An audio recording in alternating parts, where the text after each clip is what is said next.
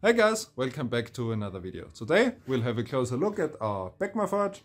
We've been using it since about 4 years now and it's a really great forge for not a lot of money, but it has some little caveats that you have to be aware of when you get one. So I will show it to you and explain more as we go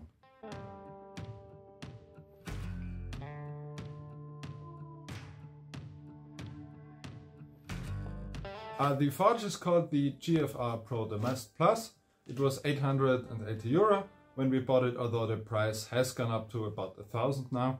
It's constructed out of a very heavy gauge steel frame in two halves here and is insulated with ceramic fiber boards instead of the usual ceramic fiber wool that you would see in homemade forges.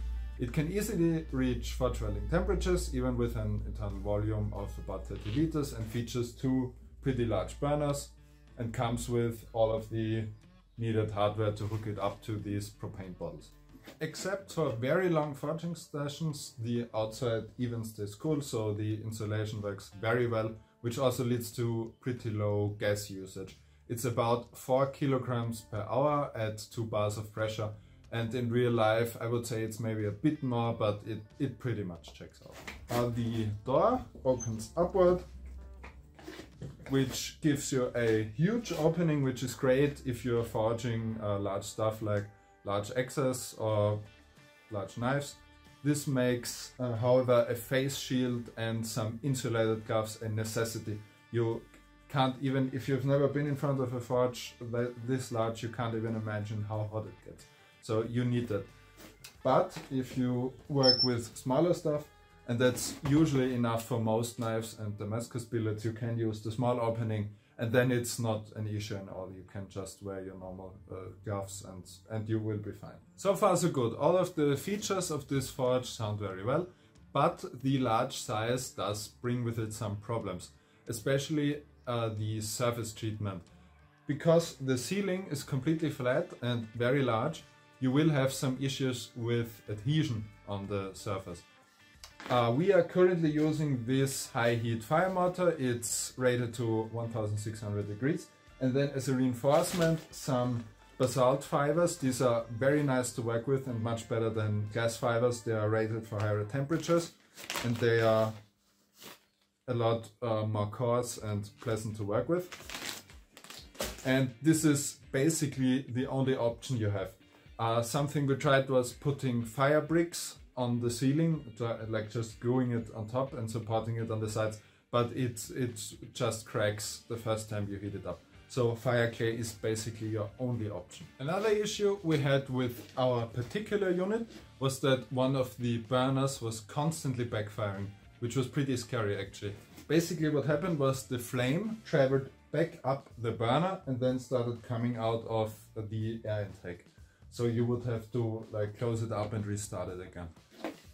We tracked it down to a bad gas jet. We found that the hole that was drilled for the gas to escape it just looked bad. It didn't look like it was drilled properly. So we found a replacement jet on Amazon. It's an M8 by 30mm threaded jet with a 0.8mm hole. So if you will encounter a similar issue with yours, then you can look this up. You can find them for very cheap. They are, I think, meant for oxypropane torches, but they work just fine in this one. The last issue we had was with the seller's provided fire clay. We ordered it with a surface treatment, so we could start using it right away, but after just about half an hour at 1.2 bars of pressure, it completely failed. After some back and forth with the seller, they agreed to send us replacement fire clay, and then this is what we received. And this is just from the hardware store, and it's usually meant if you make a wood stove in your house, you build it yourself out of fire bricks, then you would use this, but it's just not rated for the sort of temperature you can achieve in a forge. You need fire clay at least up to 1300, better is up to 1600 degrees Celsius. And this just won't do it, this hardware store stuff. So if you can't verify that your seller is using the right product when you order it with a surface treatment, then just save your money and buy the right supplies yourself. Because you will have to redo it anyway. That's just with any forge that's out there. You will need to recoat the surface after about 4, 5, 6 longer forging sessions anyway.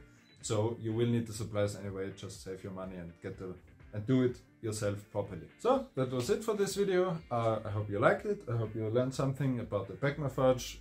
I can say, even though we had some smaller issues, I would still recommend it because it's a great improvement over those smaller forges that are made out of the gas bottles, the 11 kilo or 13 kilogram gas bottles, because it's just way better insulation. The gas usage is lower than with one of the smaller ones, and you can get much higher temperatures. You can fit huge pieces in there, and it's very, very versatile. And I would say still at 1,000 euros, it's still not a lot of money because it will last you a long time, and it's very easy to fix because it uses the fiber boards. You can just, if one of the insulation pieces fails, you can just replace it.